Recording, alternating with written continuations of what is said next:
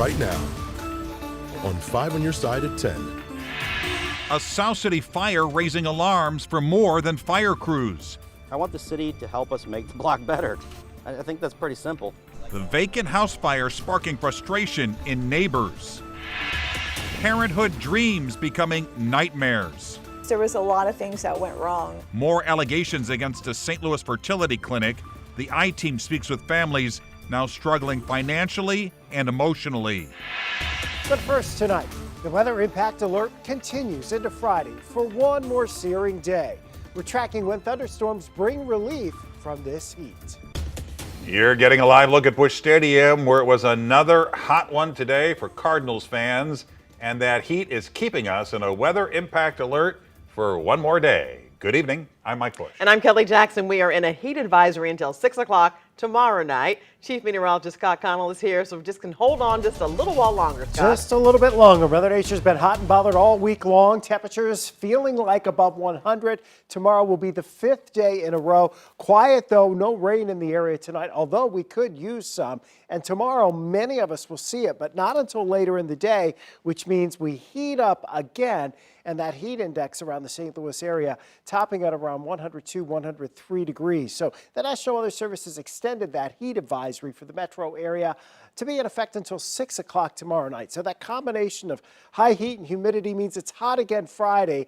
The heat index 98 to 103.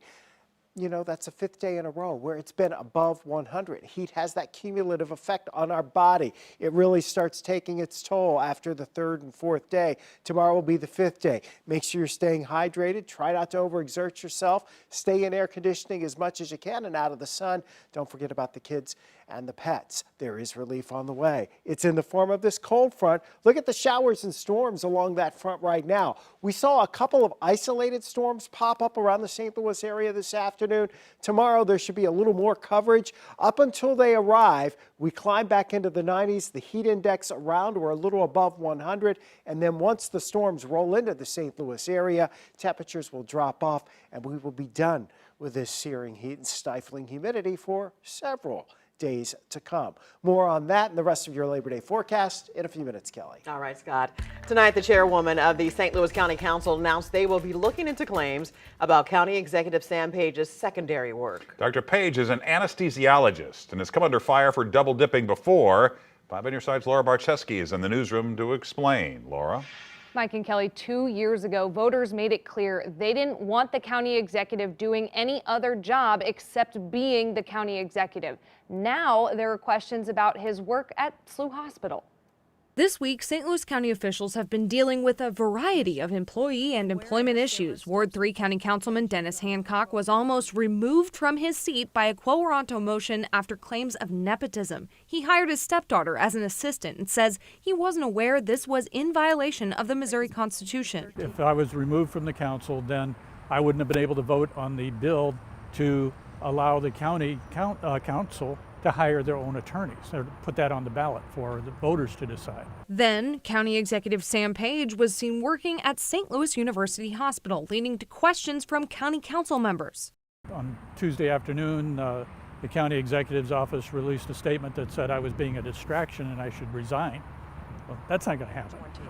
And if anybody's being a distraction at this point, it's the county executive. A statement from Page's office says he volunteers there a few hours a week. Quote, he is passionate about giving back and using his skills and experience to help medical students. Council Chairwoman Shalonda Webb says these secondary work accusations are alarming and, if true, are a betrayal of public trust. She said in a statement, quote, that's why I'm reestablishing the Ethics Committee immediately, because people deserve answers and they deserve them now. Hancock says he agrees with the move, and as a council, they'll use the tools at their disposal to get those answers, like the ability to subpoena information. There apparently are some records that he's been receiving reimbursements from Medicaid. So if he's not working, if he's volunteering, why is he submitting for reimbursement from Medicaid? Page's office also said in a statement he and his policy team are working on a proposal that would allow St. Louis County employees to take time off to volunteer. Thanks, Laura. An unknown flammable material in North City sewers caused multiple explosions today near the Procter & Gamble factory. The first happened around 12:45 this afternoon. Employees say they smelled something off in the building, then heard a boom. The factory was evacuated. Emergency crews responded to the scene where they found manhole covers blown off and more explosions. Crews are working to flush the sewers of any additional flammable material. Tonight, investigators still don't know what caused a vacant house to go up in flames in a residential area in South St. Louis. Thankfully, nobody was hurt in the early morning fire, but new tonight, neighbors tell 5 on Your Side's Robert Townsend the scary moments are shedding light on a much bigger problem. It was a terrifying time for Ben Buntain. So I just ran around yelling fire and getting everybody out. Investigators say around 8:30 Thursday morning, flames engulfed this vacant two-story brick building on Virginia Avenue in the Patch neighborhood in South St. Louis. It's connected to the home where Ben Buntain lives with his brother and their 2 dogs. Well, my air conditioner outlet sparked and I saw smoke. He immediately woke up his sleeping brother as flames started to jump to their home. They grabbed their dogs and got out just in time. It was extremely scary. I could have died today, and my brother could have died, and my dogs could have died. Buntain says a year ago, vagrants started hanging out and living inside the vacant house. That's a major problem. Homeless, drug use, abandoned buildings. Neighbors say before this fire broke out, they saw several homeless men and a woman inside the building. A St. Louis fire captain says right now they can't confirm that.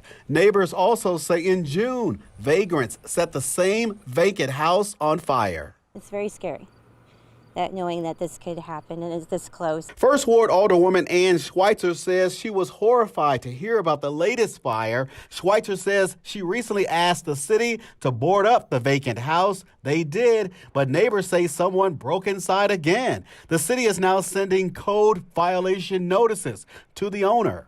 Alderwoman Schweitzer says she's also now asked for an emergency demolition of this burned out building. That's some relief for Ben Buntain. That's a good start. I need to feel safe in my neighborhood. Robert Townsend, 5 on Your Side. And just minutes ago, Irvin Perryman, the owner of that property, told Robert he was unaware of the problems there. Perryman says tomorrow he will contact the city about the emergency demolition order Alderman Schweitzer has requested. Massive amounts of dead fish are washing up on shore at Creekor Lake, and that's due to a scientific study. The U.S. Fish and Wildlife Service and the U.S. Geological Survey are conducting tests on the lake. They're trying to remove invasive carp. Officials zapped the lake with electricity to capture the carp to study. The shocks coupled with severe heat led to the recent uptick in fish deaths. Tonight, our I-Team investigation goes deeper into a St. Louis fertility clinic where hopes for parenthood have turned to heartbreak for some couples. Senior investigative reporter Paula Vassan brings us the story of how expensive IVF procedures have left some families financially and emotionally devastated. The Infertility Center of St. Louis, led by Dr. Sherman Silber, has long been a destination for hopeful couples. I thought it was going to work. But an I-Team investigation has uncovered concerning practices that have left some former patients questioning everything. They don't give me an answer. Our first report centered on Mary and Jimmy Gorman, who told us the fertility center lost their embryo. I don't want this to ever happen to anybody again. This is horrible. Since then, 6 other former patients and their partners have come forward. I was absolutely not surprised. Sharing their complaints about a lack of transparency and what they call severe flaws in the clinic's protocols. It hurts. Jamie Smiley Watts and her husband are among those speaking out. I felt betrayed. They now have 2 children, conceived through donated eggs at a different clinic after Jamie was unable to use her own. Their grueling journey began at the Infertility Center of St. Louis, hoping for IVF success. There was a lot of things that went wrong. For more than a month, the fertility center has not responded to our questions. Jamie says she's still waiting for all her medical records. Her complaints are numerous. Jamie tells us they were initially told only 2 eggs had been retrieved. She says a second opinion later revealed more eggs had actually been collected. You can never disclose that with us. She also says her embryos were not viable, partly because of problems with the oil they were stored in, something another former patient also alleges. And she underwent a painful and costly surgery, a tubal reversal, hoping it would help her conceive. Oh, that was terrible. It was like a C-section. My guts felt like they were falling out. She says another fertility clinic later revealed that not only was the procedure unnecessary, but it had no chance of success. It was a huge emotional roller coaster. These issues highlight the risks inherent in the multi-billion-dollar fertility industry, where success is never guaranteed. For many couples, IVF is their only hope for a child. Yet, only certain states require insurance to cover some form of fertility treatment. Illinois is one of them. Missouri is not. Families like the ones we've introduced you to face staggering financial burdens, with only a fraction of employers covering IVF. This was money that we saved up for. This is not money that we just had lying around the house. Jamie and her husband say they spent $50,000 at the Infertility Center of St. Louis and another $25,000 at a different clinic to start their family. These guys are our whole world. Miracles born from a journey marked by pain and heartache. The American Society for Reproductive Medicine sets guidelines to prevent medical errors at fertility clinics, mandating updated policies and immediate disclosure of errors. We asked if Dr. Sherman Silber with the Infertility Center of St. Louis is a member. No response by our deadline. For the I-Team, Paula Vasan, 5 on your side. And if you have a tip for Paula, leave her a message at 314-444-5231. Send an email to paula@ksdk.com. All calls and correspondence will be kept confidential. A dive into Vice President Harris's political past. What else do we know about this population, 18 through 24? They are stupid. What we can verify about a now viral speech from 2014. I was always for IVF right from the beginning, as soon as we heard about it. A big announcement from the Trump campaign trail. The proposal from the former president. One more day of triple-digit heat into seas, then we get a break, courtesy of this cold front and some thunderstorms, a few of which might be strong.